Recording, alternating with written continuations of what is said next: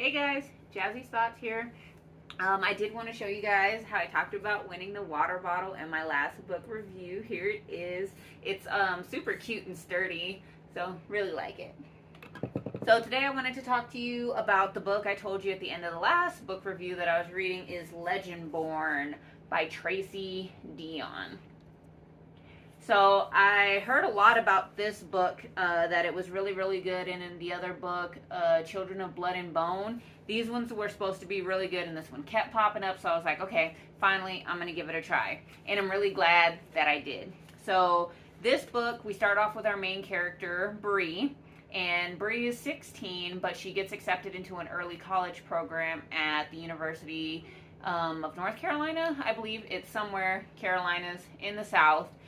And she's 16, she's accepted to the college university. She just lost one of her parents, so she's dealing with some grief. We get a little bit of the backstory there, car crash, and she's really upset because they had argued about going to this program because that's where parent used to go. And she was really excited to go, going with her best friend Alice. Bree is black, Alice is Asian, and so they're some of the only minorities there on campus. And so in this book there is a lot of racial subtext. If you're not into that, you probably shouldn't be on my channel. But just so you know, going in there, it is, you know, the only black chick there, not the only one, but very limited black chick there in the college program. A lot of, you got in here off of affirmative action, not your own merit, all of that, you know, fun stuff. Not really fun. Anyway, so part of it is first night on campus, they go to this party that they're not supposed to go to, and Bree sees magic. Okay, we don't know if it's completely magic, but she sees something that she can't explain, and there's this dude there, you know, dark and brooding, and tries to magic away her memories. But it doesn't work. Bum, bum, bum, bum. So I'm going to try not to get too spoilery, but I mean, the book's been out for about a year, and got to tell you some stuff to kind of advance the book review. It is put into 4 parts, which is cool. It doesn't even seem like the whole full year, but some of that character development and growth that she goes through. So anyway, so she sees the magic, it doesn't happen, or it doesn't stick, and so she's trying to figure out how she finds out more about the magic, right? Because, you know, she's dealing with grief, dealing with college, but with those things, you know, magic kind of tops the list because it's the most unknown. So she runs into this guy. He knows about the magic, tries to tell her to forget about it, and he gets her into the little secret club full of magic. In the secret club, it's a good old boys club, so she's the only black chick there. They barely even really tolerate chicks. There's a lot of, you know, it's supposed to be men pulling on the bloodlines and the strength, but you find out that it's a basis of King Arthur's court, hence the Legendborn, because of the King Arthur legend. And there's 13 lines, and what happens is really cool is the Knights of the Round Table, their bloodlines, their powers get called and awoken into their bloodlines called the Scions. And so they get, you know, extra healing powers, speed, being fast, and stuff like that. And so all of this stuff is accelerated, and this big war is supposed to be coming. And so Bree wants to find out what happened to her parent, because along with that magic thing, there's another thing that's kind of iffy. And so she's like, I need to infiltrate this place so I can find out what happened to my parent. And so we get a lot of the, she has to fight for a place to stay in the order, and she hasn't been training since birth like these other guys. So it's one of the things is, I'm going to teach you how to lose better. And it's like, oh great, you don't think you can teach me how to win? But she does a really good job. There's a lot of really cool characters. We kind of revolve around the, you know, golden boy who rejected the order because of things that they've done, because they do a lot of crappy things that they need a big overhaul. You'll find out if you read the book. And the one that's supposed to be kind of the mage in finding out the secrets with that bloodline and some stuff that's really iffy.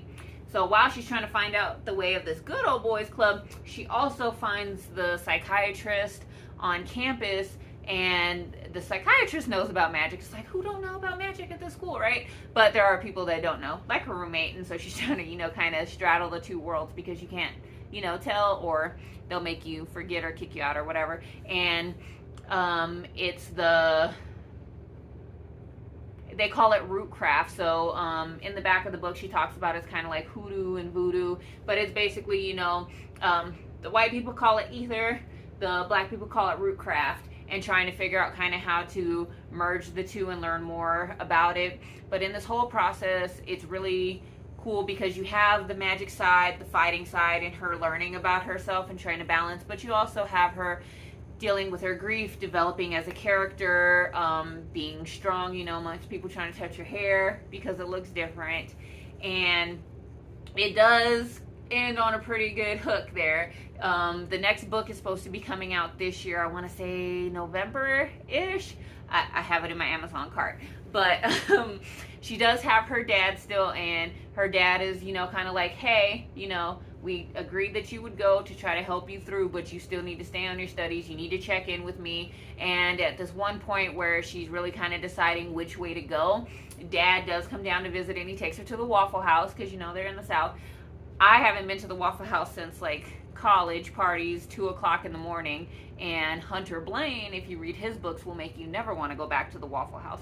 But that's a whole different story. But it's cool, and he, you know, tells her to remember to stay true to herself. She's brave, and he believes in her and gives her kind of that last push to go do what needs to be done. There are a couple of big reveals in each part of the book. At one point, I saw the reveal, and I was like, there's still half a book left. What else is going on?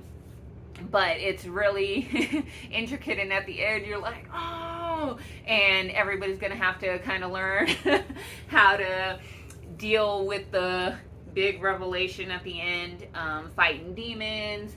So it has a little bit of everything. I really like that. I don't know if I've said this in other book reviews, is when the books are set in our world and there's magic instead of, you know, there's the high fantasy. I mean, even Harry Potter, you go to a different world and they have all of their different terminologies, but I kind of like when it's in this world. A lot of things try to explain it, like training exercises, photo glitch, all those hoaxes and stuff, and they have people embedded in different organizations to help cover up the magic. And so this one's kind of like that. That's another reason why I haven't read The Children of Blood and Bone. I thought it was more fantasy. Those books are still really good. I really prefer urban fantasy where it's in our world, and, you know, I'm kind of waiting on my magic. When is it coming out? When do I get to be a charm sister? But so far, I'll still be waiting. I'll have to keep reading books to get my fantasy and magic fixed for now. I'm reading this one now, Death and the Girl Next Door by Dorinda Jones. She has a Charlie Davidson series that's really, really good. And I'm reading a Shane Silver's book right now, so if any of those really excite me, I'll come back with another book review. But if you like the book, if you have any recommendations, if you've read Children of Blood and Bone and really think it's worth reading, pop in the comments and let me know. I want to talk about it. All right, talk to you guys later. Bye.